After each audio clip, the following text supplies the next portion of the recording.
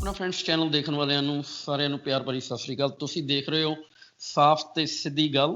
ਜਿਸ ਮੇਰੇ ਨਾਲ ਜੁੜੇ ਨੇ ਜਸਵੀਰ ਸਿੰਘ ਵਿਰਕ, ਪ੍ਰਧਾਨ ਸਿੱਖ ਸੰਗਠਨ ਉੱਤਰ ਪ੍ਰਦੇਸ਼ ਉੱਤਰਾਖੰਡ ਤੋਂ।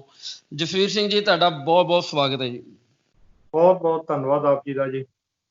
ਜਸਵੀਰ ਸਿੰਘ ਜੀ, ਇਹ ਮਗਰਲੇ ਇੱਕ ਦੋ ਦਿਨਾਂ ਤੋਂ ਇਹ ਜਿਹੜੀ ਖਬਰ ਚੱਲਦੀ ਪਈ ਹੈ ਕਿ 30,000 ਸਿੱਖਾਂ ਦੀਆਂ ਜ਼ਮੀਨਾਂ ਦੇ ਉੱਤੇ ਕੋਈ ਹੱਥ ਮਾਰਿਆ ਜਾ ਰਿਹਾ ਹੈ। ਇਹ ਵੈਸੇ ਖਬਰ ਆਪਣੇ ਆਪ 'ਚ ਹੈ ਕੀ? ਆਪਾਂ ਤੁਹਾਡੇ ਤੋਂ ਇਹ ਜਾਣਨਾ ਚਾਹੁੰਦੇ ਹਾਂ ਕਿ ਇਹ 30,000 ਸਿੱਖਾਂ ਦੀਆਂ ਜ਼ਮੀਨਾਂ ਕਿਸ ਤਰੀਕੇ ਨਾਲ ਮਾਰੀਆਂ ਜਾ ਰਹੀਆਂ। ਇਹ ਕਈ ਪਿੰਡ ਨੇ ਜੀ। ਉੱਤਰ ਪ੍ਰਦੇਸ਼ ਬੜੀ ਵੱਡੀ ਸਟੇਟ ਹੈ ਔਰ ਇਹਦੇ ਵਿੱਚ ਜਿੰਨੇ ਖਾਲਸੇ ਨੇ ਇਹ ਸਾਰੇ ਜਦੋਂ ਆਪਣਾ ਹਿੰਦੁਸਤਾਨ ਪਾਕਿਸਤਾਨ ਪਾਰਟੀਸ਼ਨ ਹੋਇਆ ਹੈ, ਇਹ 47 ਤੋਂ ਬਾਅਦ 48 ਔਰ 49 ਔਰ 50 ਦੇ ਵਿੱਚ ਸਾਰੇ ਉੱਥੋਂ ਪਿੱਛੋਂ ਆ ਕੇ ਇੱਥੇ ਜੰਮੇ ਨੇ। ਕੁਛ ਤੇ ਡਾਇਰੈਕਟ ਆ ਗਏ, ਕਿਸੇ ਨੂੰ ਹੌਲੀ ਹੌਲੀ ਕਰਕੇ ਲਿੰਕ ਪਤਾ ਲੱਗਦਾ ਰਿਹਾ ਤੇ ਇੱਥੇ ਪਹੁੰਚਦੇ ਰਹੇ। ਤੇ ਉਹਦਾ ਮੇਨ ਕਾਰਨ ਇਹ ਸੀ ਵੀ ਸਰਕਾਰ ਵੀ ਇਹ ਚਾਹੁੰਦੀ ਸੀ ਵੀ ਸਾਰੇ ਦੇ ਸਾਰੇ ਸਿੱਖ ਜਿਹੜੇ ਨੇ ਉਹ ਪੰਜਾਬ 'ਚ ਪੂਰੇ ਨਹੀਂ ਆਉਣੇ। ਇਹ ਫਿਰ ਕੁਝ ਲੋਕ ਇੱਥੇ ਜਿਹੜੇ ਸਿੱਧੇ ਆਏ, ਇਹਨਾਂ ਆ ਕੇ ਇੱਥੇ ਯੂਪੀ ਦੇ ਵਿੱਚ ਉਦੋਂ ਜੰਗਲਾਤ, ਬੀਆਬਾਨ ਤੇ ਬੰਜਰ ਜ਼ਮੀਨਾਂ ਬੇਹੱਦ ਪਈਆਂ ਸੀ। ਸੈਂਕੜੇ ਕਿਲੋਮੀਟਰ ਸਭ ਜ਼ਮੀਨਾਂ ਖਾਲੀ ਪਈਆਂ ਸੀ ਤੇ ਸਰਕਾਰ ਵੀ ਉਦੋਂ ਮੌਕੇ ਦੀ ਚਾਹੁੰਦੀ ਸੀ ਵੀ ਸਿੱਖ ਕੌਮ ਜਿਹੜੀ ਸਾਡੇ ਇੱਥੇ ਆ ਕੇ ਵਸੇ ਤੇ ਇਹਨਾਂ ਜ਼ਮੀਨਾਂ ਨੂੰ ਆਬਾਦ ਕਰਕੇ ਤੇ ਸਾਡੇ ਵੀ ਰੋਟੀ ਜਿਹੜੀ ਇੱਥੇ ਮੁਹੱਈਆ ਕਰਾਏ। ਆਪ ਜੀ ਨੂੰ ਪਤਾ ਵੀ ਉਹਨਾਂ ਦਿਨਾਂ ਦੇ ਵਿੱਚ ਸਾਡੇ ਪ੍ਰਧਾਨ ਮੰਤਰੀ ਸਾਹਿਬ ਜਿਹੜੇ ਅਮਰੀਕਾ ਅੱਗੇ ਹੱਥ ਟੱਟਦੇ ਹੁੰਦੇ ਸੀ ਜਾ ਕੇ, ਤੇ ਜਿਹੜੀ ਉੱਥੋਂ ਦੀ ਸੜੀ ਗਲੀ ਕਣਕ ਸੀ ਉਹ ਸਾਨੂੰ ਭੇਜ ਦਿੰਦੇ। ਹਾਂਜੀ 65 ਦੀਆਂ ਗੱਲਾਂ ਤਕਰੀਬਨ ਜੀ। ਤੇ ਸਿੱਖਾਂ ਨੇ ਫਿਰ ਜਿਹੜਾ ਇੱਥੇ ਆ ਕੇ ਮਿਹਨਤਾਂ ਕਰਕੇ ਤੇ ਜਦੋਂ ਬੈਠੇ ਨੇ, ਉਹ ਸਰਕਾਰ ਇਹ ਚਾਹੁੰਦੀ ਸੀ ਵੀ ਇੱਥੇ ਆ ਕੇ ਬਹਿਣ ਤੇ ਜਿੰਨੀ ਜ਼ਮੀਨ ਮਾੜੀ ਮੋਟੀ ਖਰੀਦ ਸਕੇ। ਬਾਕੀ ਇਹਨਾਂ ਨੂੰ ਇਹ ਵੀ ਕਿਹਾ ਵੀ ਜਿੰਨੀ ਜ਼ਮੀਨ ਤੁਸੀਂ ਆਬਾਦ ਕਰ ਸਕਦੇ ਜੇ ਉਨੀ ਕਰੋ, ਇਹ ਜ਼ਮੀਨ ਤੁਹਾਨੂੰ ਦੇ ਦਿੱਤੀ ਜਾਏਗੀ। ਲੇਕਿਨ ਹੋਇਆ ਇਹ ਜੀ, ਸਿੱਖਾਂ ਨੇ ਜ਼ਮੀਨਾਂ ਤੇ ਆਬਾਦ ਕਰ ਲੀਆਂ ਪਰ ਇਹਨਾਂ ਦੇ ਨਾਂ ਜ਼ਮੀਨ ਕੋਈ ਨਹੀਂ ਆਈ। ਬਹੁਤ ਜ਼ਮੀਨਾਂ ਜਿਹੜੀਆਂ ਥੋੜੀ ਬਹੁਤ ਇਹਨਾਂ ਖਰੀਦੀਆਂ ਸੀ ਉਹ ਤੇ ਇਹਨਾਂ ਦੇ ਨਾਂ ਸੀ, ਲੇਕਿਨ ਨਾਲ ਜਿੰਨਾ ਜੰਗਲ ਆਬਾਦ ਕੀਤਾ ਜਾਂ ਜਿੰਨੀ ਬੰਜਰ ਜ਼ਮੀਨ ਸੀ ਜਿਹੜੀ ਅੱਜ ਆਪਾਂ ਉੱਧਰ ਤੇ ਪੰਚਾਇਤੀ ਕਹਿੰਦੇ ਆ ਤੇ ਇੱਥੇ ਉਹਨੂੰ ਜਿਹੜੀ ਹੈ ਉਹ ਗ੍ਰਾਮ ਸਭਾ ਦੀ ਕਹਿੰਦੇ ਨੇ, ਸਾਰੀਆਂ ਨਾ ਆਬਾਦ ਕੀਤਾ ਤੇ ਉਹਦੇ 'ਚ ਬੈਠੇ ਰਹੇ। ਭਾਣਾ ਇਹ ਵਰਤਿਆ ਜੀ। ਜਿਹੜਾ ਹੁਣ ਜ਼ਿਆਦਾ ਮਾਮਲਾ ਸਾਡਾ ਲਖੀਮਪੁਰ ਵਾਲਾ ਚੱਲਿਆ ਹੈ, ਇਹਦੇ ਵਿੱਚ ਇਹ ਸਨ 64 ਦੇ ਵਿੱਚ ਜਦੋਂ ਇੱਥੇ ਇਸ ਪਿੰਡ ਦੇ ਵਿੱਚ ਸੀਲਿੰਗ ਐਕਟ ਆਇਆ ਹੈ, ਉਦੋਂ ਸੀਲਿੰਗ ਐਕਟ ਦੇ ਵਿੱਚ ਜਿੱਤੋਂ ਇਹਨਾਂ ਜ਼ਮੀਨ ਖਰੀਦੀ ਸੀ ਉਹਨੇ ਇਹ ਖਾਤਾ ਜਿਹੜਾ ਹੈ ਉਹ ਸੀਲਿੰਗ ਦੇ ਵਿੱਚ ਗਵਰਨਮੈਂਟ ਨੂੰ ਛੱਡ ਦਿੱਤਾ। ਗਵਰਨਮੈਂਟ ਨੇ ਵੀ ਅੱਖਾਂ ਬੰਦ ਕਰਕੇ ਜ਼ਮੀਨ ਦੇ ਉੱਤੇ ਸੀਲਿੰਗ ਦਾ ਐਕਟ ਲਾਗੂ ਕਰ ਦਿੱਤਾ। ਉਹ ਇਹ ਨਹੀਂ ਵੇਖਿਆ ਵੀ ਜਿਨ੍ਹਾਂ ਨੂੰ ਅਸੀਂ ਅੱਜ ਤੋਂ 20-25 ਸਾਲ ਪਹਿਲਾਂ ਇੱਥੇ ਵਸਾਇਆ ਸੀ ਉਹਨਾਂ ਬੰਦਿਆਂ ਦਾ ਕੀ ਬਣੇਗਾ, ਕਿੱਥੇ ਜਾਣਗੇ। ਤੇ ਇਹ ਜ਼ਮੀਨ ਜਿਹੜੀ ਉਹਨਾਂ ਸਰਪਲਸ ਕਰਕੇ ਤੇ ਜੰਗਲਾਤ ਡਿਪਾਰਟਮੈਂਟ ਨੂੰ ਟ੍ਰਾਂਸਫਰ ਕਰ ਦਿੱਤੀ, ਲੇਕਿਨ ਮੌਕੇ ਦੇ ਉੱਤੇ ਕਬਜ਼ਾ ਨਹੀਂ ਲਿਆ। ਹੌਲੀ ਹੌਲੀ ਕਰਦਿਆਂ 80 ਦਾ ਸਨ ਆ ਗਿਆ। 80 ਦੇ ਵਿੱਚ ਮਰੱਬੇਬੰਦੀ ਆਈ। ਮਰੱਬੇਬੰਦੀ ਦੇ ਵਿੱਚ ਜਿਹੜੇ ਅਫਸਰ ਇੱਥੇ ਆਏ ਉਹਨਾਂ ਵੇਖਿਆ ਵੀ ਬੜੇ ਪੁਰਾਣੇ ਇੱਥੇ ਬੈਠੇ ਨੇ, ਉਹਨਾਂ ਕਬਜ਼ੇ ਦੇ ਆਧਾਰ ਤੇ ਇਹਨਾਂ ਨੂੰ ਮਾਲਕ ਬਣਾਤਾ, ਇਹਨਾਂ ਨੂੰ ਫਰਦਾਂ ਦੇਤੀਆਂ। ਉਹਨਾਂ ਫਰਦਾਂ ਦੇ ਹਿਸਾਬ ਨਾਲ ਉਹਨੇ ਚਿਰ ਨੂੰ ਉੱਥੇ ਗੰਨਾ ਮਿਲ ਲੱਗ ਗਈ ਸੀ, ਉਹਦੇ ਵਿੱਚ ਇਹਨਾਂ ਆਪਣੇ ਸ਼ੇਅਰ ਵੀ ਖਰੀਦੇ, ਗੰਨਾ ਵੀ ਸੁੱਟਣਾ ਸ਼ੁਰੂ ਕੀਤਾ। ਤੇ ਜਿਹੜੇ ਅੱਜ ਤੱਕ ਇਹ ਇੰਜਣਾਂ ਦੇ ਨਾਲ ਆਪਣੇ ਬੋਰਿੰਗ ਚਲਾਉਂਦੇ ਸੀ, ਤੇ ਜਦੋਂ ਇਹਨਾਂ ਨੂੰ ਫਰਦ ਮਿਲ ਗਈ ਤੇ ਇਹਨਾਂ ਨੇ ਫਿਰ ਜਿਹੜਾ ਉਹ ਬਿਜਲੀ ਦੇ ਕਨੈਕਸ਼ਨ ਵੀ ਲਏ ਜਿਹੜੇ ਹਾਲ ਤੱਕ ਚੱਲਣ ਡਏ ਨੇ। ਉਸ ਤੋਂ ਬਾਅਦ ਜਿਉਂ-ਜਿਉਂ ਸਰਕਾਰਾਂ ਨੇ ਡਿਵੈਲਪਮੈਂਟ ਸ਼ੁਰੂ ਕੀਤੀ, ਉੱਥੇ ਸੜਕਾਂ ਵੀ ਬਣਾਈਆਂ। ਇਸ ਇਲਾਕੇ ਦੇ ਵਿੱਚ 3 ਗੁਰਦੁਆਰੇ ਵੀ ਨੇ। ਇਹਨਾਂ ਪਾਣੀ ਟੈਂਕੀ ਵੀ ਉੱਥੇ ਸਾਨੂੰ ਬਣਾ ਕੇ ਦਿੱਤੀ, ਵਾਟਰ ਸਪਲਾਈ ਘਰਾਂ 'ਚ ਦਿੱਤੀ। ਹੁਣ ਜਿਹੜੀ ਪ੍ਰਧਾਨ ਮੰਤਰੀ ਯੋਜਨਾ ਆਈ ਹੈ ਉਹਦੇ ਵਿੱਚ ਇਹਨਾਂ ਨੇ ਸਾਨੂੰ ਕਲੋਨੀਆਂ ਵੀ ਦਿੱਤੀਆਂ, ਉਹਦੇ ਵਿੱਚ ਇਹਨਾਂ ਸਾਨੂੰ ਲੈਟਰਨ ਬਾਥਰੂਮ ਵੀ ਦਿੱਤੇ। ਇੱਕ ਪਾਸੇ ਤੇ ਸਾਡੀ ਇਹ ਡਿਵੈਲਪਮੈਂਟ ਕਰਨ ਦੀ ਹੈ ਤੇ ਦੂਜੇ ਪਾਸੇ ਕਹਿੰਦੀ ਹੈ ਸਰਕਾਰੀ ਜ਼ਮੀਨ ਹੈ। ਤੇ ਸਾਡੇ ਤੋਂ 1 ਤਰੀਕ ਨੂੰ, 1 ਤਰੀਕ ਨੂੰ ਇਹਨਾਂ JCB ਲੈ ਕੇ ਉੱਥੇ ਗਏ ਨੇ। 3 ਤਰੀਕ ਤੱਕ ਇਹ ਚਲਾਉਂਦੇ ਰਹੇ ਨੇ। 3 ਨੂੰ ਇਹਨਾਂ ਦਾ ਥੋੜਾ ਬਹੁਤ ਉੱਥੇ ਲੋਕਾਂ ਦੇ ਜਦੋਂ ਜ਼ਮੀਨਾਂ ਦੇ 4 ਫੇਰੇ ਵੱਟਾਂ ਬੰਨਣ ਡਏ, ਗਹਿਰੀ ਖਾਈ ਪੁੱਟਣ ਡਏ ਸੀ, ਉਲਟਾ ਉਹਨਾਂ ਨੂੰ ਗੱਲਬਾਤ ਵੀ ਜਿਹੜਾ ਪੁੱਠੇ ਬੋਲਦੇ ਸੀ ਤੇ ਫਿਰ ਇਹਨਾਂ ਦੇ ਵਿੱਚ ਆਪਸ ਦੇ ਵਿੱਚ ਝੜਪ ਹੋਈ ਥੋੜੀ ਬਹੁਤ, ਤੇ ਉਦੋਂ ਤੇ ਚਲੇ ਗਏ। ਲੇਕਿਨ ਅਗਲੇ ਦਿਨ ਇੱਕ ਸੈਕਿੰਡ ਮੈਂ ਤੁਹਾਨੂੰ ਇੱਥੇ ਰੁਕਦਾ, ਇਹ ਥੋੜਾ ਜਿਹਾ ਕਲੀਅਰ ਕਰ ਦਿਓ ਸਾਡੇ ਦਰਸ਼ਕਾਂ ਨੂੰ, ਕਿੰਨਾਂ ਦੇ ਵਿੱਚ ਆਪਸ 'ਚ ਝੜਪ ਹੋਈ? ਸਰਕਾਰ ਦਾ ਅਮਲਾ, ਪੁਲਿਸ ਔਰ ਜਿਹੜਾ ਜੰਗਲ ਡਿਪਾਰਟਮੈਂਟ ਦਾ ਫੋਰਸ ਗਈ ਸੀ ਉਹਨਾਂ 'ਚ, ਤੇ ਜਿਹੜੇ ਉੱਥੇ ਆਪਣੇ ਵਸਿੰਦੇ ਰਹਿੰਦੇ ਨੇ ਉਹਨਾਂ ਦੇ ਵਿੱਚ ਇਹ ਝੜਪ ਹੋਈ। ਉਸ ਝੜਪ ਦੇ ਵਿੱਚ ਇਹ ਥੋੜੇ ਸੀ ਜਿਹੜੇ ਜੰਗਲਾਤ ਡਿਪਾਰਟਮੈਂਟ ਵਾਲੇ, ਜਦੋਂ ਉਹਨਾਂ ਭਾਰਾ ਅਗਲੇ ਪਾਸੇ ਵੇਖਿਆ ਵੀ ਬੰਦੇ ਬਹੁਤ ਜ਼ਿਆਦਾ, ਤੇ ਉਦੋਂ ਤੇ ਚੁੱਪ ਕਰਕੇ ਚਲੇ ਗਏ। ਲੇਕਿਨ 4 ਤਰੀਕ ਨੂੰ SDM, DFO ਔਰ ਨਾਲ ਇਹਨਾਂ ਦੇ ਕਈਆਂ ਥਾਣਿਆਂ ਦੀ ਪੁਲਿਸ ਤੇ PAC ਟਰੱਕਾਂ ਦੇ ਹਿਸਾਬ ਨਾਲ ਪਹੁੰਚੇ ਗਏ ਉੱਥੇ। ਉਸ ਤੋਂ ਬਾਅਦ ਇਹਨਾਂ ਤੋਂ ਜਿੰਨਾ ਕੁ ਸਾਡੇ ਤੋਂ ਵਾਧਾ ਹੋ ਸਕਦਾ ਸੀ ਇਹਨਾਂ ਕੀਤਾ, ਔਰ ਇਹਨਾਂ ਸਾਡੀਆਂ ਖੜੀਆਂ ਫਸਲਾਂ ਜਿਹੜੀਆਂ ਨੇ ਉਹ ਵਾਹੁਣੀਆਂ ਸ਼ੁਰੂ ਕਰ ਦਿੱਤੀਆਂ। ਮੈਂ ਵੀ ਉਹਨੇ ਚਿਰ ਨੂੰ ਉੱਥੇ ਪਹੁੰਚ ਗਿਆ ਸੀ, ਸਾਨੂੰ ਇਹਨਾਂ ਮੌਕੇ ਤੇ ਨਹੀਂ ਜਾਣ ਦਿੱਤਾ। ਐਸਪੀ ਤੇ ਡੀਸੀ ਨੇ ਸਾਨੂੰ ਜਿਹੜਾ ਸੀ ਪਿੱਛੇ ਰੋਕ ਲਿਆ। 1.5 ਘੰਟੇ ਤੱਕ ਸਾਡੇ ਨਾਲ ਗੱਲਬਾਤ ਹੁੰਦੀ ਰਹੀ ਤੇ ਮੈਂ ਉੱਥੋਂ ਦੇ ਡੀਸੀ ਸਾਹਿਬ ਨੂੰ ਇੱਕ ਰਿਕੁਐਸਟ ਕੀਤੀ। ਮੈਂ ਕਿਹਾ ਜੀ ਅੱਜ ਜਿਹੜੀ ਮਹਾਮਾਰੀ ਚੱਲਣ ਦੀ ਸਾਰੇ ਵਰਲਡ ਦੇ ਵਿੱਚ ਚੱਲਣ ਦੀ, ਬੜੀ ਬੁਰੀ ਹਾਲਤ ਹੈ ਲੋਕਾਂ ਦੀ, ਕੰਮ ਕਰ ਕੋਈ ਬਚਿਆ ਨਹੀਂਗਾ, ਘਰਾਂ ਤੋਂ ਨਿਕਲਣ ਲਈ ਤੁਸੀਂ ਮਨਾ ਕਰਨ ਡਏ ਜੇ। ਅੱਜ ਤੁਸੀਂ ਇਹਨਾਂ ਪਰਿਵਾਰਾਂ ਨੂੰ ਸਾਡੇ ਤੁਸੀਂ ਬੇਜਾੜ ਕਰਕੇ ਤੇ ਬਾਹਰ ਭਾ ਦਿਓਗੇ, ਜਾਣਗੇ ਕਿੱਥੇ? 300 ਪਰਿਵਾਰ ਹੈ ਤੇ ਥੋੜਾ ਜਿਹਾ ਰਹਿਮ ਕਰੋ, ਸਾਨੂੰ ਇੰਨਾ ਕੁ ਟਾਈਮ ਦੇ ਦਿਓ ਵੀ ਅਸੀਂ ਕਿਸੇ ਅਦਾਲਤ ਦਾ ਦਰਵਾਜ਼ਾ ਖੜਕਾ ਸਕੀਏ, 3 ਮਹੀਨੇ ਦਾ ਟਾਈਮ ਦੇ ਦਿਓ। ਉਹਨਾਂ ਕਿਹਾ ਜੀ ਠੀਕ ਹੈ, ਤੁਸੀਂ ਜਿਹੜਾ ਉਹ ਜਿੱਥੋਂ ਵੀ ਜਾਣਾ ਜਾਓ, ਅਸੀਂ ਕਬਜ਼ਾ ਲੈ ਲੈਨੇ ਆ ਤੇ ਜਦੋਂ ਤੁਹਾਡਾ ਕੋਈ ਆਰਡਰ ਹੋ ਜਾਏਗਾ ਉਦੋਂ ਅਸੀਂ ਕਬਜ਼ਾ ਤੁਹਾਨੂੰ ਵਾਪਸ ਕਰ ਦਿਆਂਗੇ।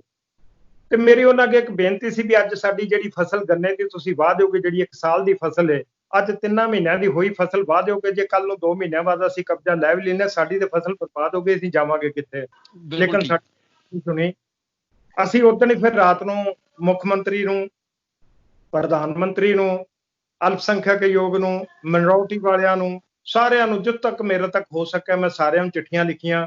ਬਾਕੀ ਮੈਂ ਆਪਣੀ ਭਰਾਵਾਂ ਅੱਗੇ, ਕੌਮ ਅੱਗੇ ਬੇਨਤੀ ਕੀਤੀ ਵੀ ਭਰਾਵੋ ਹੁਣ ਤੁਹਾਡਾ ਸਾਥ ਇੱਕ ਬਾਕੀ ਬਚਿਆ, ਅਗਰ ਤੁਸੀਂ ਸਾਥ ਦੇ ਦਿਓ ਤੇ ਅਸੀਂ ਬਚ ਸਕਦੇ ਹਾਂ। ਮੈਂ ਕਹਿੰਦਾ ਜੀ ਆਪਣੀ ਕੌਮ ਤੇ ਬਲਿਆਰੇ ਜਾਵਾਂ, ਪੂਰੇ ਵਰਲਡ ਦੀ ਕੌਮ ਮੇਰੇ ਨਾਲ ਆ ਕੇ ਖੜੀ ਹੋ ਗਈ। ਜਿੰਨੀ ਜਿੰਨੀ ਸਪੋਰਟ ਕਿਸੇ ਤੋਂ ਹੁੰਦੀ ਸੀ, ਹਰ ਇੱਕ ਨੇ ਆਪਣਾ ਜ਼ੋਰ ਲਾਇਆ ਤੇ 5 ਤਰੀਕ ਨੂੰ ਇਹਨਾਂ ਸਾਡੇ ਜਿਹੜੇ ਬੰਦੇ ਸੀ, 35 ਬੰਦਿਆਂ ਦਾ ਬਾਈ ਨੇਮ ਤੇ 250 ਬੰਦੇ ਦਾ ਜਿਹੜਾ ਹੈ ਉਹ ਅਣਪਛਾਤਿਆਂ ਦੇ ਵਿੱਚ ਸਾਡੇ ਇਹਨਾਂ ਦੁਨੀਆ ਭਰ ਦੇ ਮੁਕੱਦਮੇ ਸਾਡੇ ਤੇ ਲਿਖ ਦਿੱਤੇ। ਲੇਕਿਨ ਜਦੋਂ ਸਾਰੇ ਭਰਾਵਾਂ ਦਾ ਜ਼ੋਰ ਪਿਆ ਤੇ 7 ਤਰੀਕ ਨੂੰ ਇਹਨਾਂ ਮੁਕੱਦਮੇ ਵਾਪਸ ਲੈ ਲਏ ਤੇ ਹੁਣ ਤੱਕ ਜਿਹੜਾ ਹਾਲੀ ਹੈ ਉੱਥੇ ਸਥਿਤੀ ਉਸੇ ਤਰ੍ਹਾਂ ਦੀ ਉਸੇ ਤਰ੍ਹਾਂ। ਉਸ ਤੋਂ ਬਾਅਦ ਹਾਲੀ ਉੱਥੇ ਕੋਈ ਆਇਆ ਨਹੀਂਗਾ। ਇਹ ਤੇ ਇੱਕ ਜ਼ਿਲ੍ਹੇ ਦੀ ਗੱਲ ਹੋ ਗਈ, ਲਖੀਮਪੁਰ ਦੀ। ਹਾਂਜੀ, ਲਖੀਮਪੁਰ ਜ਼ਿਲ੍ਹੇ 'ਚ ਸਾਡੇ 15 ਪਿੰਡ ਨੇ ਸਵਾਰ ਤਹਿਸੀਲ ਦੇ ਵਿੱਚ। ਉੱਥੇ ਵੀ ਪਿਛਲੇ ਮਹੀਨੇ ਦੀ 15 ਤਰੀਕ ਨੂੰ ਜੰਗਲਾਤ ਡਿਪਾਰਟਮੈਂਟ ਦੇ ਜਿਹੜੇ ਨੇ ਉਹ JCB ਲੈ ਕੇ ਪਹੁੰਚ ਗਏ ਸੀ। ਹਾਲਾਂਕਿ ਉਹਨਾਂ ਦਾ ਮੁਕੱਦਮਾ ਜਿਹੜਾ ਹੈ ਉਹ ਕੋਰਟ ਦੇ ਵਿੱਚ ਚੱਲਣ ਡਿਆ ਹਾਲੇ। ਤੇ ਇਹਨਾਂ ਨੂੰ ਸ਼ਾਇਦ ਇਹ ਸੀ ਵੀ ਅੱਜ ਜਿਹੜਾ ਕੋਈ ਵੀ ਇਹਨਾਂ ਦਾ ਪਰਿਵਾਰ ਦਾ ਜੀ ਹੈ, ਕਰੋਨਾ ਦੇ ਵਿੱਚ 4 ਸਵੇਰੇ ਕਰਫਿਊ ਲੱਗਾ, ਕੋਈ ਨਿਕਲੇਗਾ ਨਹੀਂ। ਇਹਨਾਂ ਸ਼ਾਇਦ ਉਹਦਾ ਖਾ ਕੇ ਹਰ ਥਾਂ ਤੇ ਸਾਨੂੰ ਪਰੇਸ਼ਾਨ ਕਰਨ ਦੀ ਕੋਸ਼ਿਸ਼ ਕੀਤੀ। ਲੇਕਿਨ ਸਾਰੇ ਜੀ ਫਿਰ ਘਰੋਂ ਨਿਕਲ ਕੇ ਆਪੋ ਆਪਣੀਆਂ ਵੱਟਾਂ ਤੇ ਜ਼ਮੀਨ ਤੇ ਆ ਕੇ ਲੰਮੇ ਪੈ ਗਏ ਤੇ ਇਹਨਾਂ ਦਾ ਜੋ ਵੱਸ ਨਹੀਂ ਚੱਲਿਆ ਤੇ ਇਹ ਆਪਣੀ JCB ਲੈ ਕੇ ਵਾਪਸ ਚਲੇ ਗਏ ਸੀ। ਤੀਸਰਾ ਮਾਮਲਾ ਜਿਹੜਾ ਸਾਡਾ ਹੈ ਬੈਨੌਰ ਦਾ, ਜੰਪਤਪੁਰ ਪਿੰਡ ਹੈ, ਨਗੀਨਾ ਤਹਿਸੀਲ, ਉਹਦੇ ਵਿੱਚ ਵੀ ਇਹਨਾਂ ਨੇ ਜਿਹੜਾ ਸਾਡੇ ਪਰਿਵਾਰ ਬੜੇ ਪੁਰਾਣੇ 47 48 ਦੇ ਬੈਠੇ ਨੇ, ਉਹਦੇ ਚ ਕੁਝ ਜ਼ਮੀਨਾਂ ਇਹਨਾਂ ਆਪਣੀਆਂ ਖਰੀਦੀਆਂ ਨੇ ਤੇ ਬਾਕੀ ਜਿਹੜੀ ਬੇਆਬਾਦ ਜ਼ਮੀਨ ਸੀ ਉਹ ਸਾਰੀ ਸਰਕਾਰ ਨੇ ਉਦੋਂ ਕਿਹਾ ਸੀ ਤੁਸੀਂ ਆਬਾਦ ਕਰ ਲਓ। ਅੱਜ 70 ਸਾਲਾਂ ਬਾਅਦ ਉੱਥੇ ਕੋਈ ਜਿਹੜਾ ਹੈ ਇੱਕ ਕੈਂਪ ਬਣਾਉਣ ਲੱਗੇ ਨੇ ਆਰਮੀ ਦਾ ਜਾਂ ਕਿਸੇ ਫੋਰਸਿਸ ਦਾ, ਤੇ ਉਹਦੇ ਲਈ ਐਕਵਾਇਰ ਕਰਨ ਲਈ ਪੂਰਾ ਅਮਲਾ ਜਿਹੜਾ ਹੈ ਇਹ ਪਿਛਲੇ ਮਹੀਨੇ ਦੀ 7 ਤਰੀਕ ਨੂੰ ਉੱਥੇ ਸਾਰੇ ਦੇ ਸਾਰੇ ਪਹੁੰਚ ਗਏ ਸੀ। ਇਹ ਸਾਰੇ ਵਿਚਾਰੇ ਘਬਰਾਏ ਫਿਰਦੇ ਸੀ ਤੇ ਉਹਦੇ ਵਾਸਤੇ ਵੀ ਅਸੀਂ ਅਪੀਲ ਕੀਤੀ ਸੀ। 1964 ਦੇ ਵਿੱਚ ਸਾਡਾ ਪੀਲੀਭੀਤ ਜ਼ਿਲ੍ਹੇ ਦੇ ਵਿੱਚ ਇੱਕ ਡੈਮ ਬਣਿਆ ਉੱਥੇ। ਉਸ ਡੈਮ ਦੇ ਵਿੱਚ ਸਾਡੇ 168 ਪਰਿਵਾਰ ਸੀ ਜਿਨ੍ਹਾਂ ਦੀ 3000 ਏਕੜ ਜ਼ਮੀਨ ਇਹਨਾਂ ਐਕਵਾਇਰ ਕੀਤੀ। ਤੇ ਹੁੰਦਾ ਇਹ ਆ ਹਮੇਸ਼ਾ ਜਦੋਂ ਸਰਕਾਰ ਐਕਵਾਇਰ ਕਰਦੀ ਹੈ ਜਾਂ ਤੇ ਉਹਦਾ ਸਰਕਲ ਰੇਟ ਦਾ 4 ਗੁਣਾ ਸਾਨੂੰ ਪੈਸਾ ਦਿੰਦੀ ਹੈ ਜਾਂ ਸਾਨੂੰ ਉਹਦੇ ਮਤਲਬ ਜਿਹੜੀ ਜ਼ਮੀਨ ਅਲਾਟ ਕਰਦੀ ਹੈ। ਇਹਨਾਂ ਸਾਨੂੰ 6 ਮਹੀਨਿਆਂ ਬਾਅਦ ਸਾਡੇ ਇਹਨਾਂ ਪਰਿਵਾਰਾਂ ਨੂੰ ਇੱਕ ਜ਼ਮੀਨ ਅਲਾਟ ਕੀਤੀ ਇਹਦੇ ਪੀਲੀਭੀਤ ਜ਼ਿਲ੍ਹੇ ਦੇ ਵਿੱਚ ਹੀ। ਬਾਈ ਚਾਂਸ ਨਦੀ ਚੜ ਗਈ, ਜਿਹੜੇ ਇਹਨਾਂ ਛੱਪਰ ਛੁੱਪਰ ਪਾਏ ਸੀ ਸਾਰੇ ਰੁੜ ਗਏ। ਇਹਨਾਂ ਆਪਣਾ ਜਿਹੜਾ ਮਾੜਾ ਮੋਟਾ ਸਮਾਨ ਸੀ ਲੈ ਕੇ, ਜਿਹੜਾ ਉੱਚਾ ਬੰਨ ਬੱਧਾ ਹੁੰਦਾ ਹੈ ਉਹਦੇ ਤੇ ਜਾ ਕੇ ਬਹਿ ਕੇ ਇਹਨਾਂ ਆਪਣੇ 3 ਮਹੀਨੇ ਕੱਟੇ। ਤੇ ਜਦੋਂ ਪਾਣੀ ਲੱਥੇ ਤੋਂ ਵਾਪਸ ਆਏ ਨੇ ਉਦੋਂ ਇਹਨਾਂ ਨੂੰ ਜੰਗਲਾਤ ਵਾਲਿਆਂ ਨੇ ਬਹਿਣ ਦਿੱਤਾ ਜੀ ਇਹ ਜ਼ਮੀਨ ਤੁਹਾਨੂੰ ਅਲਾਟ ਗਲਤ ਕਰ ਦਿੱਤੀ ਹੈ ਤੇ ਜੰਗਲਾਤ ਡਿਪਾਰਟਮੈਂਟ ਦੀ ਜ਼ਮੀਨ ਹੈ। ਅੱਜ 64 ਤੋਂ ਲੈ ਕੇ ਤੇ 2020 ਆ ਗਿਆ ਜੀ, 56 ਸਾਲ ਹੋ ਗਏ ਨੇ। ਸਾਡੇ 168 ਪਰਿਵਾਰਾਂ ਤੋਂ 400 ਪਰਿਵਾਰ ਬਣ ਗਏ ਨੇ। ਉਹ ਵਿਚਾਰੇ 20 25 ਏਕੜ ਦੇ ਮਾਲਕ ਤੇ ਅੱਜ ਲੋਕਾਂ ਦੀ ਦਿਹਾੜੀ ਮਜ਼ਦੂਰੀ ਕਰਕੇ ਆਪਣਾ ਬਸਰ ਕਰਨ ਡਏ ਨੇ। ਦੱਸੋ ਜਦੋਂ ਸਾਡੀ ਇਹ ਹਾਲਤ ਹੋਏਗੀ ਤੇ ਸਾਡੀ ਕੌਮ ਕਿੱਧਰ ਨੂੰ ਜਾਂਦੀ ਹੈ। ਪਰ ਮੈਂ ਅਕਸ਼ੇ ਜਾਨਾ ਆਪਣੀ ਕੌਮ ਤੋਂ ਵੀ ਜਿੱਥੇ ਜਿੱਥੇ ਮੇਰੇ ਭਰਾ ਬੈਠੇ ਨੇ ਆਪਣਾ ਹੱਦ ਤੋਂ ਵੱਧ ਸਾਰਿਆਂ ਨੇ ਜ਼ੋਰ ਲਾਇਆ ਤੇ ਜੇ ਤੁਸੀਂ ਬਾਹਰ ਬੈਠੇ ਵੀ ਸਾਡੀ ਗੱਲ ਸੁਣ ਕੇ ਸਾਨੂੰ ਹੰਗਾਰਾ ਖਾਲੀ ਭਰ ਦਿੰਦੇ ਜੇ। ਇੱਕ ਤੁਹਾਨੂੰ ਪਤਾ ਹੋਏਗਾ ਜਦੋਂ ਪੁਰਾਣੇ ਆਪਣੇ ਕਿਤੇ ਲੜਾਈ ਹੋ ਪੈਂਦੀ ਸੀ ਨਾ ਤੇ ਅਗਲਾ ਪਾਸਾ ਭਾਰਾ ਪੈ ਜਾਂਦਾ ਸੀ ਤੇ ਪਿੱਛੋਂ ਖਾਲੀ ਕੋਈ ਭਰਾ ਮਦਦ ਦੀ ਆਵਾਜ਼ ਹੀ ਮਾਰ ਦਿੰਦਾ, ਤਗੜਾ ਹੋ ਗਿਆ ਸੀ ਆ ਗਏ ਤੇ ਇੰਨੇ ਨਾਲ ਹੌਸਲਾ ਵੱਧ ਜਾਂਦਾ ਸੀ। ਸਾਨੂੰ ਇਹੋ ਹੌਸਲਾ ਹਰ ਜਗ੍ਹਾ ਤੋਂ ਮਿਲਦਾ ਹੈ। ਸਾਡਾ ਮੈਨੂੰ ਅੱਜ ਸਵੇਰੇ ਹੀ ਤਕਰੀਬਨ 2-3 ਕਾਲ ਸਿਡਨੀ ਤੋਂ, ਆਪਣੇ ਮੈਲਬਨ ਤੋਂ ਵੀ ਵਿਰਕ ਜੀ ਹੁਣਾਂ ਨੂੰ ਲੈ ਕੇ ਆਨਲਾਈਨ ਤੇ ਇਹ ਪਤਾ ਕਰੋ ਵੀ ਇਹ ਅਸਲ ਚੀਜ਼ ਹੈ ਕੀ। ਤੇ ਫਿਰ ਹੀ ਅਸੀਂ ਇਹ ਤੁਹਾਡੇ ਨਾਲ ਰਾਬਤਾ ਕਾਇਮ ਕੀਤਾ। ਤੇ ਦੂਸਰੇ ਨੰਬਰ ਦੇ ਉੱਤੇ ਹੁਣ ਇਹਦੇ ਤੇ ਅਗਲੀ ਕਾਰਵਾਈ ਕੀ ਹੋਏਗੀ? ਤੁਸੀਂ ਦਿੱਲੀ ਜਿਹੜੇ ਗੁਰਦੁਆਰਾ ਪ੍ਰਬੰਧਕ ਕਮੇਟੀ ਜਾਂ ਸ਼੍ਰੋਮਣੀ ਅਕਾਲੀ ਦਲ ਹੋਰ ਮਤਲਬ ਕਿ ਤੁਸੀਂ ਕਿਹਨਾਂ ਨੂੰ ਅਪਰੋਚ ਕਰਦੇ ਪਏ ਇਸ ਟਾਈਮ ਦੇ ਉੱਤੇ? ਅਸਲ ਦੇ ਵਿੱਚ ਜੀ ਜਿਹੜਾ ਆਪਣਾ ਸੰਗਠਨ ਹੈ ਗੈਰ ਰਾਜਨੀਤਿਕ ਹੈ। ਅਸੀਂ ਕਿਸੇ ਰਾਜਨੀਤਿਕ ਪਾਰਟੀ ਨਾਲ ਕੋਈ ਸੰਬੰਧ ਨਹੀਂ ਰੱਖਦੇ। ਸਾਡਾ ਸਿਰਫ ਕੌਮ ਦੇ ਰੁਝੇਵਿਆਂ ਵਾਸਤੇ, ਸਾਡੀ ਕੌਮ ਤੇ ਤਸ਼ੱਦਦ ਨਾ ਹੋਵੇ, ਸਾਡੀ ਕੌਮ ਨੂੰ ਕਿਤੇ ਫालतू ਪਰੇਸ਼ਾਨ ਨਾ ਕੀਤਾ ਜਾਏ, ਅਸੀਂ ਆਪਣੀ ਕੌਮ ਦਾ ਇੱਕ ਜਿਹੜਾ ਹੈ ਬਣਾਇਆ ਹੈ। ਅੱਜ ਲੇਕਿਨ ਜਦੋਂ ਮੈਂ ਵੀਡੀਓ ਪਾਈ ਹੈ, ਹੁਣੇ ਜਦੋਂ ਆਪ ਜੀ ਦਾ ਫੋਨ ਆਇਆ ਸੀ, ਅੱਜ ਮੈਂ ਪਹਿਲੀ ਵਾਰੀ ਵੇਖਿਆ ਲੋਕੀ ਕਹਿੰਦੇ ਜੀ ਅਮਰਿੰਦਰ ਸਿੰਘ ਹੁਣੀ ਗਿਆਨ ਵੀ ਨਹੀਂ ਮਿਲਦੇ। ਮੈਂ ਹੁਣੇ ਉਹਨਾਂ ਦਾ ਫੋਨ ਕੱਟਿਆ ਸੀ, ਚੀਫ ਮਿਨਿਸਟਰ ਪੰਜਾਬ ਦਾ, ਤੇ ਆਪ ਜੀ ਦਾ ਫੋਨ ਆ ਗਿਆ ਸੀ। ਉਹਨਾਂ ਕਿਹਾ ਜੀ ਮੈਨੂੰ ਪੂਰੇ ਦਾ ਪੂਰਾ ਮਾਮਲਾ ਭੇਜੋ, ਮੈਂ ਉੱਥੋਂ ਦੇ ਸੀਐਮ ਨਾਲ ਵੀ ਗੱਲ ਕਰਦਾ ਵਾਂ ਔਰ ਮੈਂ ਪੀਐਮ ਨਾਲ ਵੀ ਗੱਲ ਕਰਦਾ ਵੀ ਇਹ ਸਾਡੇ ਨਾਲ ਇਹ ਵਾਅਦਾ ਕਿਉਂ ਹੋਣ ਡਿਆ ਹੈ।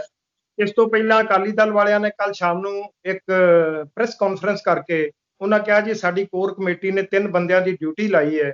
ਉਹ ਸਾਡੀ ਉੱਥੋਂ ਦੇ ਚੀਫ ਮਿਨਿਸਟਰ ਨਾਲ ਉੱਤਰ ਪ੍ਰਦੇਸ਼ ਨਾਲ ਗੱਲ ਵੀ ਹੋ ਗਈ। ਉਹਨਾਂ ਅਗਲੇ ਹਫਤੇ ਦਾ ਸਾਨੂੰ ਟਾਈਮ ਦਿੱਤਾ ਹੈ ਤੇ ਮੈਨੂੰ ਉਹਨਾਂ ਦਾ ਫੋਨ ਆਇਆ ਜੀ ਤੁਸੀਂ ਆਪਣੀ ਤਿਆਰੀ ਰੱਖੋ ਕਾਗਜ਼ ਪੱਤਰ ਦੇ ਨਾਲ, ਤੇ ਅਗਲੇ ਹਫਤੇ ਆਪਾਂ ਜਿਹੜਾ ਉਹ ਸੀਐਮ ਦੇ ਨਾਲ ਬਹਿਣਾ ਹੈ। ਨਾ ਲੋੜ ਪਈ ਤੇ ਆਪਾਂ ਕੱਲ ਨੂੰ ਹੋ ਸਕਦਾ ਪ੍ਰਧਾਨ ਮੰਤਰੀ ਨਾਲ ਵੀ ਜਾਣਾ ਪਏ ਤੇ ਆਪਾਂ ਬਿਲਕੁਲ ਚੱਲਾਂਗੇ। ਆਪ ਪਾਰਟੀ ਵਾਲਿਆਂ ਦਾ ਫੋਨ ਆਇਆ ਜੀ ਅਸੀਂ ਤੁਹਾਡੇ ਨਾਲ ਆ। ਮੈਂ ਸਾਰਿਆਂ ਦਾ ਧੰਨਵਾਦ ਕੀਤਾ ਜੀ, ਤੁਹਾਡਾ ਬਹੁਤ ਧੰਨਵਾਦ। ਸਾਨੂੰ ਰਾਜਨੀਤਿਕ ਮਸਲਾ ਸਾਡਾ ਨਾ ਬਣਾਓ, ਸਾਡੀ ਜਿੰਨੀ ਸਪੋਰਟ ਕਰ ਸਕਦੇ ਜੇ ਬਾਹਰੋਂ ਸਾਡੀ ਜ਼ਰੂਰ ਕਰੋ, ਪਰ ਸਾਡਾ ਮਾਮਲਾ ਜੇ ਸਾਨੂੰ ਅਖੀਰ ਦੇ ਵਿੱਚ ਜ਼ਮੀਨ ਤੇ ਵੀ ਉਤਰਨਾ ਪਿਆ, ਇਸ ਵੇਲੇ ਬੜਾ ਵੱਡਾ ਕੌਮ ਦਾ ਸਾਥ ਹੈ ਤੇ ਸਾਨੂੰ ਅਗਰ ਜ਼ਮੀਨੀ ਲੜਾਈ ਵੀ ਲੜਨੀ ਪੈ ਗਈ, ਕੱਲ ਨੂੰ ਕਿਤੇ ਧਰਨੇ ਤੇ ਬਹਿਣਾ ਪੈ ਗਿਆ, ਕੋਈ ਐਜੀਟੇਸ਼ਨ ਚਲਾਉਣੀ ਪੈ ਗਈ, ਅਗਰ ਸਾਡਾ ਮਾਮਲਾ ਨਾ ਹੱਲ ਹੋਇਆ ਤੇ ਅਸੀਂ ਉਹਨਾਂ ਚਿਰ ਤੱਕ ਇਸ ਧਰਨੇ ਨੂੰ ਜਾਂ ਇਸ ਪ੍ਰਦਰਸ਼ਨ ਨੂੰ ਲੈ ਕੇ ਚੱਲਾਂਗੇ ਜਿੰਨਾ ਚਿਰ ਸਾਡੇ ਸਾਰੇ ਭਰਾਵਾਂ ਦਾ ਉੱਤਰ ਪ੍ਰਦੇਸ਼ ਤੇ ਉੱਤਰਾਖੰਡ ਦੇ ਵਿੱਚ ਸਾਨੂੰ ਇਹਦਾ ਕੋਈ ਜਿਹੜਾ ਉਹ ਹੱਲ ਨਹੀਂ ਨਿਕਲਦਾ। ਤੁਹਾਡੀਆਂ ਗੱਲਾਂ ਤੋਂ ਇੰਜ ਲੱਗਦਾ ਹੈ ਕਿ ਸਿਰਫ ਸਿੱਖ ਜਗਤ ਹੀ ਨਹੀਂ, ਪੂਰੀ ਜਿਹੜੀ ਮਨੁੱਖਤਾ ਹੈਗੀ ਹੈ, ਜਿਨ੍ਹਾਂ ਦੇ ਦਿਲ 'ਚ ਦਰਦ ਹੈਗੀ, ਉਹ ਤੁਹਾਡੇ ਮਗਰ ਆ ਕੇ ਖਲੋਤੇ ਨੇ। ਸਿਰਫ ਇਹ ਨਹੀਂ ਹੈ ਕਿ ਸਿੱਖਾਂ ਦੇ ਨਾਲ ਏਦਾਂ ਹੋਇਆ, ਜਿਸ ਤਰ੍ਹਾਂ ਤੁਸੀਂ ਆਪ ਦਾ ਨਾਮ ਲਿੱਤਾ, ਦੂਸਰੀਆਂ ਪਾਰਟੀਆਂ ਦਾ, ਉਹਨਾਂ ਦੇ ਵਿੱਚ ਸਾਰੇ ਹੀ ਨੇ, ਹਿੰਦੂ ਭਰਾ ਵੀ ਨੇ, ਕ੍ਰਿਸਚੀਅਨ ਵੀ ਹੈ, ਸਾਰੇ ਹੀ ਹੈ, ਤੇ ਇਸ ਨਾਲ ਤੁਹਾਡੇ ਮਗਰ ਸਾਰੇ ਹੀ ਖੜੇ ਨੇ। ਸਾਰੇ ਨੇ ਜੀ, ਸਾਰੇ, ਸਭ ਦੀ ਕੋਈ ਪਾਰਟੀ ਇਹੋ ਜਿਹੀ ਨਹੀਂ ਬਚੀ ਵੀ ਜਿਨ੍ਹਾਂ ਨੇ ਇਹ ਨਹੀਂ ਕਿਹਾ ਵੀ ਅਸੀਂ ਤੁਹਾਡੇ ਨਾਲ ਖੜੇ ਹਾਂ। ਅਸੀਂ ਮੁੱਖ ਮੰਤਰੀ ਨਾਲ ਵੀ ਗੱਲ ਕਰਦੇ ਹਾਂ, ਅਸੀਂ ਪ੍ਰਧਾਨ ਮੰਤਰੀ ਨਾਲ ਵੀ ਕਰਦੇ ਹਾਂ। ਹਾਲਾਂਕਿ ਅਸੀਂ ਜਿਹੜਾ ਇੱਥੋਂ ਦੇ ਮੁੱਖ ਮੰਤਰੀ ਤੋਂ ਮੈਂ 3 ਵਾਰੀ ਟਾਈਮ ਮੰਗ ਚੁੱਕਾ ਵਾਂ, ਇੱਥੋਂ ਦੇ ਰਾਜਪਾਲ ਗਵਰਨਰ ਤੋਂ ਮੈਂ 3 ਵਾਰੀ ਟਾਈਮ ਮੰਗ ਚੁੱਕਾ ਵਾਂ, ਪਰ ਸਾਨੂੰ ਹਾਲ ਤੱਕ ਉਹਨਾਂ ਟਾਈਮ ਨਹੀਂ ਦਿੱਤਾ। ਅਗਰ ਟਾਈਮ ਦਿੰਦੇ, ਅਸੀਂ ਇਹ ਚਾਹੁੰਦੇ ਵੀ ਐਜੀਟੇਸ਼ਨ ਤੋਂ ਪਹਿਲਾਂ ਇੱਕ ਵਾਰ ਅਸੀਂ ਉਹਨਾਂ ਨਾਲ ਬਹਿ ਕੇ ਵੇਖ ਲਈਏ। ਹੋ ਸਕਦਾ ਵੀ ਥੱਲੇ ਦਾ ਡਿਪਾਰਟਮੈਂਟ ਸਾਨੂੰ ਪਰੇਸ਼ਾਨ ਕਰਨ ਡਿਆ ਹੋਏ, ਉੱਤੋਂ ਇਹੋ ਜਿਹੀ ਗੱਲ ਨਾ ਕੋਈ ਹੋਏ ਤੇ ਸਾਡਾ ਉਹਨਾਂ ਨਾਲ ਬਹਿਣਾ ਇੱਕ ਵਾਰੀ, ਅਗਰ ਨਾ ਕੋਈ ਗੱਲ ਬਣੇਗੀ ਫਿਰ ਤੇ ਜੇ ਸਾਨੂੰ ਆਪਣੀ ਕੌਮ ਦਾ ਜਿਹੜਾ ਹੈ ਉਹ ਭਰੋਸਾ ਹੈ ਕਿ ਸਾਡਾ ਸਾਥ ਦੇਗੀ ਤੇ ਅਸੀਂ ਇਹ ਲੜਾਈ ਨੂੰ ਲੈ ਕੇ ਚੱਲਾਂਗੇ। ਨਹੀਂ ਤੇ ਸਾਡਾ ਘੱਟੋ ਘੱਟ ਯੂਪੀ ਦਾ 30% ਸਿੱਖ ਜਿਹੜਾ ਹੈ ਉਹ ਬੇਆਬਾਦ ਹੋ ਜਾਏਗਾ, ਜਿਹਦੇ ਵਸੇਬੇ ਦਾ ਕੋਈ ਸਾਡੇ ਕੋਲ ਜਗ੍ਹਾ ਨਹੀਂ, ਜਿੱਥੇ ਇੰਨੇ ਬੰਦਿਆਂ ਨੂੰ, ਜੋ ਸਾਡੀ 30 ਲੱਖ ਦੀ ਆਬਾਦੀ ਹੈ ਉੱਤਰ ਪ੍ਰਦੇਸ਼ ਦੇ ਵਿੱਚ, ਅਗਰ ਉਹਦਾ 30% 9 ਲੱਖ ਬੰਦਾ ਇੱਥੋਂ ਕਿਤੇ ਨਿਕਲ ਗਿਆ ਤੇ ਸਾਨੂੰ ਕੋਈ ਇਹੋ ਜਿਹੀ ਚੀਜ਼ ਨਹੀਂ, ਜਿਹੜਾ ਕੋਈ ਸਾਡੀ ਕੋਈ ਜਥੇਬੰਦੀ ਇਹੋ ਜਿਹੀ ਨਹੀਂ ਕਿ ਜਿਹੜੀ ਸਾਨੂੰ ਜਿਹੜਾ ਕੋਈ ਗੁਰਦੁਆਰਾ ਰੋਟੀ ਦੇ ਸਕੇ। ਤੇ ਨਾਲੇ ਸਿੱਖ ਕੌਮ ਬਹਿ ਕੇ ਖਾਣ ਵਾਲਿਆਂ ਚੋਂ ਨਹੀਂ ਗਈ ਕਿ ਆਪਾਂ ਕਿਸੇ ਗੁਰਦੁਆਰੇ ਜਾ ਕੇ ਬਹਿ ਜਾ ਕੇ ਤੇ ਆਪਾਂ ਰੋਟੀ ਖਾਵਾਂਗੇ। ਤੇ ਇਹ ਆਪਾਂ ਨੂੰ ਆਪਣਾ ਜਿਹੜਾ ਹੱਕ ਲੈਣ ਵਾਸਤੇ ਪਹਿਲਾਂ ਗੱਲਬਾਤ ਦਾ ਤਰੀਕਾ, ਅਗਰ ਨਾ ਹੋਇਆ ਤੇ ਫਿਰ ਸਾਨੂੰ ਭਾਵੇਂ ਜ਼ਮੀਨੀ ਤੌਰ ਤੇ ਉਤਰਨਾ ਪਏ, ਫਿਰ ਅਸੀਂ ਆਪਣਾ ਪੂਰਾ ਜ਼ੋਰ ਲਾ ਦਿਆਂਗੇ ਇਹਦੇ 'ਚ। ਤੇ ਮੈਂ ਚਾਹੁੰਦਾ ਵਾਂ ਕਿ ਇਹਦੇ 'ਚ ਜਿਹੜੇ ਮੇਰੇ ਸਿੱਖ ਭਰਾ, ਜਿੰਨੀ ਸਾਡੀ ਕੌਮ ਬਾਹਰ ਜਾ ਕੇ ਬੈਠੀ ਹੈ, ਉਹ ਵੀ ਆਪੇ ਸਮਝੇ ਵੀ ਸਾਡਾ ਜਿਹੜਾ ਪੇਕੇ ਘਰ ਦੇ ਵਿੱਚ ਇਸ ਵੇਲੇ ਅਗਰ ਦਿੱਕਤ ਆਈ ਹੈ ਤੇ ਹੁਮ ਆ ਕੇ ਸਾਡਾ ਸਾਥ ਦੇਣ ਦਾ ਉਹ ਜ਼ਰੂਰ ਜਿਹੜਾ ਉਹ ਉਪਰਾਲਾ ਕਰਨ, ਤੇ ਉਹਦੇ ਨਾਲ ਸਾਡਾ ਹੌਸਲਾ ਵੀ ਵਧੇਗਾ, ਸਾਡੀ ਐਜੀਟੇਸ਼ਨ ਵੀ ਚੱਲ ਪਾਏਗੀ। ਮੈਂ ਤੁਹਾਨੂੰ ਇਹ ਯਕੀਨ ਦਿਵਾਨਾ ਕਿ ਜਿਹੜਾ ਪੂਰਾ ਆਸਟ੍ਰੇਲੀਆ 'ਚ ਸਿਰਫ ਸਿੱਖ ਜਗਤ ਹੀ ਨਹੀਂ, ਆਪਣੇ ਹਿੰਦੂ ਭਰਾ ਵੀ, ਦੂਸਰੇ ਵੀ, ਜਿੰਨੇ ਵੀ ਆਪਣੇ ਇਸ ਖਬਰ ਨੂੰ ਸੁਣ ਕੇ ਜਿਨ੍ਹਾਂ ਦੇ ਦਿਲ 'ਚ ਦਰਦ ਹੈਗਾ ਵਾ ਇਸ ਚੀਜ਼ ਨਾਲ, ਉਹ ਸਾਰੇ ਤੁਹਾਡੇ ਮਗਰ ਖੜੇ ਨੇ। ਤੁਸੀਂ ਇੱਕ ਆਵਾਜ਼ ਦਿਓ, ਕਿਸੇ ਵੇਲੇ ਕਿਸੇ ਵੀ ਤਰ੍ਹਾਂ ਦੀ ਲੋੜ ਹੋਵੇ। ਮੈਨੂੰ ਉਮੀਦ ਹੈ ਕਿ ਪੂਰੇ ਦਾ ਪੂਰਾ ਆਸਟ੍ਰੇਲੀਆ ਇਹ ਤੁਹਾਡੇ ਮਗਰ ਖੜਾ, ਜਿਹੜਾ ਆਪਣਾ ਭਾਰਤੀ ਭਾਈਚਾਰਾ ਹੈਗਾ।